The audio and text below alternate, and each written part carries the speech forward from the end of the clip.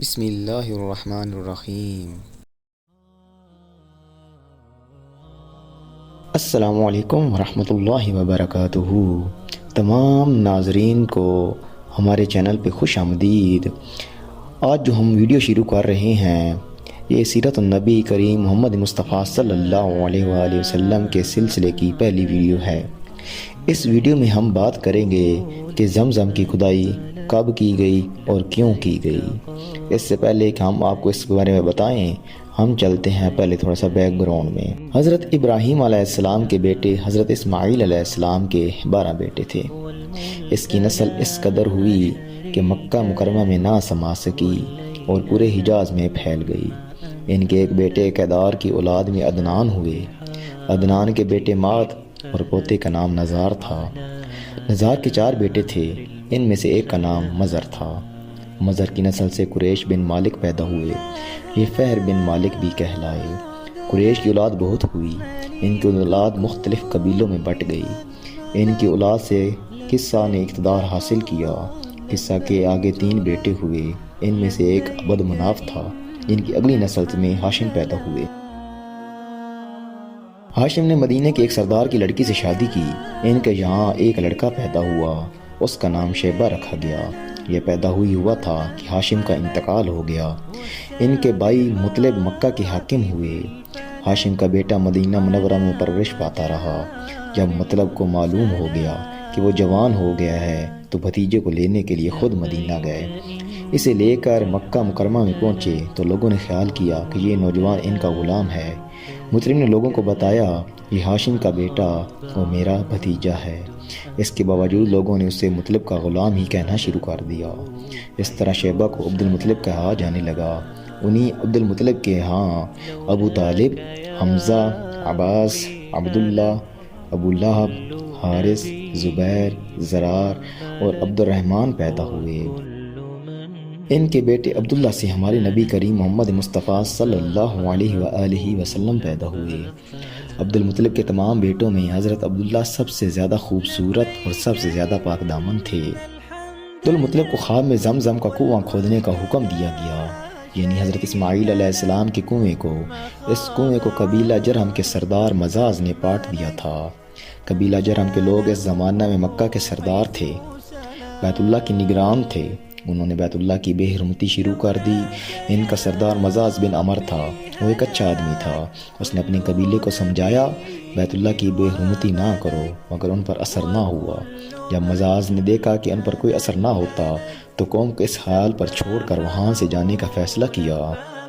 اس نے تمام مال و دولت، تلواریں اور زریں وغیرہ خانہ کعبہ سے نکال کر زمزم کے کنویں میں ڈال دیں اور مٹی سے اس کو بھر دیا۔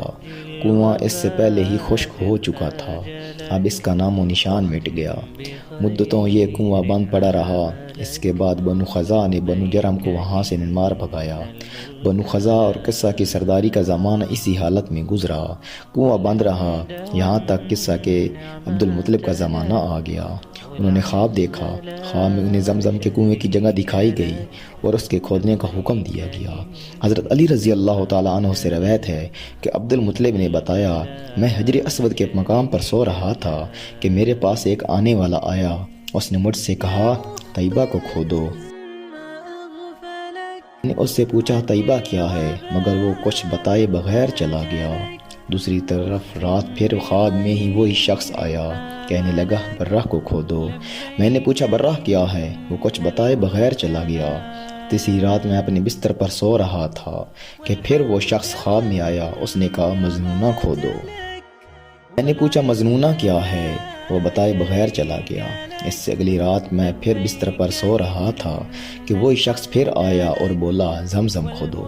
میں نے اس سے پوچھا زمزم کیا ہے، اس بار اس نے جو کہا زمزم وہ ہے جس کا پانی کبھی ختم نہیں ہوتا، جو حاجیوں کے بڑے بڑے مجموعوں کو سیراب کرتا ہے۔ عبد المطلب کہتے ہیں میں نے اس سے پوچھا کہ یہ کنواں کس جگہ ہے۔ اس نے بتایا یہاں گندگی اور خون پڑا ہے اور کوا ٹھونگے مار رہا ہے۔ دوسرے دن عبد المطلب اپنے بیٹے حارث کے ساتھ وہاں گئے۔ اس وقت ان کے یہاں یہی ایک لڑکا تھا۔ انہوں نے دیکھا وہاں گندگی اور خون پڑا تھا اور ایک کونوا ٹھونگے مار رہا تھا۔ اس جگہ کے دونوں طرف بت موجود تھے اور یہ گندگی اور خون دراصل ان بتوں پر قربان کیے جانے والے جانوروں کا تھا۔ پوری نشانی مل گئی تو عبد المطلب کا دال لے آئے اور کھدائی کے لیے تیار ہو گئے، لیکن اس وقت قریش وہاں آ پہنچے۔ انہوں نے کہا، اللہ کی قسم ہم تمہیں یہاں کھدائی نہیں کرنے دیں گے۔ تم ہمارے ان دونوں بتوں کے درمیان کنواں کھودنا چاہتے ہو جہاں ہم ان کے لیے قربانیاں کرتے ہیں۔ عبد المطلب نے ان کی بات سن کر اپنے بیٹے حارث سے کہا، تم ان لوگوں کو میرے قریب نہ آنے دو، میں کھدائی کا کام کرتا رہوں گا، اس لیے کہ مجھے جس کام کا حکم دیا گیا ہے میں اس کو ضرور پورا کروں گا۔ قریش نے جب دیکھا کہ وہ باز آنے والے نہیں تو رک گئے۔ آخر انہوں نے کھدائی شروع کر دی۔ جلدی کنویں کے آثار نظر آنے لگے۔ یہ دیکھ کر انہوں نے اللہ اکبر کا نعرہ لگایا اور پکار اٹھے، یہ دیکھو، یہ اسماعیل علیہ السلام کی تعمیر ہے۔ جب قریش نے یہ دیکھا انہوں نے کنواں تلاش کر لیا تو ان کے پاس آ گئے اور کہنے لگے، عبد المطلب اللہ کی قسم یہ ہمارے باپ اسماعیل علیہ السلام کا کنواں ہے اور اس پر ہمارا بھی حق ہے، اس لیے ہم اس میں تمہارے شریک ہوں گے۔ یہ سن کر عبد المطلب نے کہا، میں تمہیں اس میں شریک نہیں کر سکتا، یہ مجھے اکیلے کا کام ہے۔ اس پر قریش نے کہا، تب پھر اس معاملے میں ہم تم سے جھگڑا کریں گے۔ عبد المطلب بولے، کسی سے فیصلہ کروا لو۔ انہوں نے بنو سعد بن حزیم کی حقانہ سے فیصلہ کرانا منظور کیا۔ یہ کائنہ ملک شام کے بالائی علاقے میں رہتی تھی۔ آخر عبد المطلب اور دوسرے قریش اس کی طرف روانہ ہوئے۔ عبد المطلب کے ساتھ عبد مناف کے لوگوں کی ایک جماعت تھی، جبکہ دیگر قبائل قریش کی بھی ایک جماعت ساتھ تھی۔ اس زمانے میں ملک حجاز اور شام کے درمیان ایک بیابان میدان تھا، وہاں کہیں پانی نہیں تھا۔ اس میدان میں ان کا پانی ختم ہو گیا، سب لوگ پیاس سے بے حال ہو گئے، یہاں تک کہ انہوں نے اپنی موت کا یقین ہو گیا۔ قریش کے دوسرے لوگوں سے پانی مانگا لیکن انہوں نے پانی دینے سے انکار کر دیا۔ اب انہوں نے ادھر ادھر پانی تلاش کرنے کا ارادہ کیا۔ عبد المطلب اٹھ کر اپنی سواری کے پاس آئے اور جوں ہی ان کی سواری اٹھی اس کے پاؤں کے نیچے سے پانی کا چشمہ ابل پڑا۔ انہوں نے پانی کو دیکھ کر اللہ اکبر کا نعرہ لگایا۔ پھر عبد المطلب سواری سے اترے، سب نے خوب سیر ہو کر پانی پیا اور اپنے اپنے مشکیزے بھر لیے۔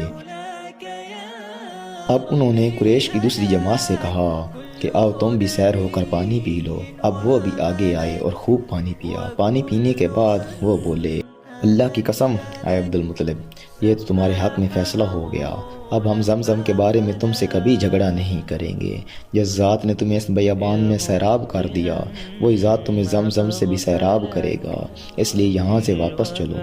اس طرح قریش نے جان لیا کہ اللہ تعالیٰ عبد المطلب پر مہربان ہے، لہٰذا ان سے جھگڑنا بے سود ہے اور کانہ کے پاس جانے کا کوئی فائدہ نہیں۔ چنانچہ سب لوگ واپس لوٹے۔ واپس آ کر عبد المطلب نے پھر کنویں کی کھدائی شروع کی۔ ابھی تھوڑی سی کھدائی کی ہوگی کہ مال و دولت، تلواریں اور زہریں نکل آئیں۔ اس میں سونا اور چاندی وغیرہ بھی تھی۔ یہ مال و دولت دے کر قریش کے لوگوں کو لالچ نے آ گھیرا۔ انہوں نے عبد المطلب سے کہا، عبد المطلب اس میں ہمارا بھی حصہ ہے۔ یہ بات سن کر عبد المطلب نے کہا، نہیں، اس میں تمہارا کوئی حصہ نہیں، ہمیں انصاف کا طریقہ اختیار کرنا چاہیے، آؤ 500 کے تیروں سے اقرار ڈالیں۔ انہوں نے ایسا کرنا منظور کر لیا۔ 2 تیر کعبے کے نام سے رکھے گئے، 2 عبد المطلب کے اور 2 قریش کے باقی لوگوں کے نام کے۔ پانسا پھینکا گیا تو مال اور دولت کعبہ کے نام نکلا، تلواریں اور زریں عبد المطلب کے نام اور قریشیوں کے نام کے جو تیر تھے وہ کسی چیز پر نہ نکلے۔ اس طرح فیصلہ ہو گیا۔ عبد المطلب نے کعبے کے دروازے کو سونے سے سجا دیا۔ زمزم کی کھدائی سے پہلے عبد المطلب نے دعا مانگی تھی کہ اے اللہ اس کی کھدائی کو مجھ پر آسان کر دے، میں اپنا ایک بیٹا تیرے راستے میں ذبح کروں گا۔ اب جب کہ کنواں نکل آیا انہیں خواب میں حکم دیا گیا، اپنی منت پوری کرو، یعنی ایک بیٹے کو ذبح کرو۔ عبد المطلب کو یہ حکم اس وقت دیا گیا جب وہ اپنی منت بھول چکے تھے۔ پہلے خواب میں ان سے کہا گیا منت پوری کرو۔ انہوں نے ایک مینڈا ذبح کر کے غریبوں کو کھلا دیا۔ پھر خواب آیا اس سے بڑی پیش کرو۔ اس مرتبہ انہوں نے ایک بیل ذبح کر دیا۔ خواب میں پھر یہی کہا گیا اس سے بھی بڑی پیش کرو۔ اب انہوں نے اونٹ ذبح کیا۔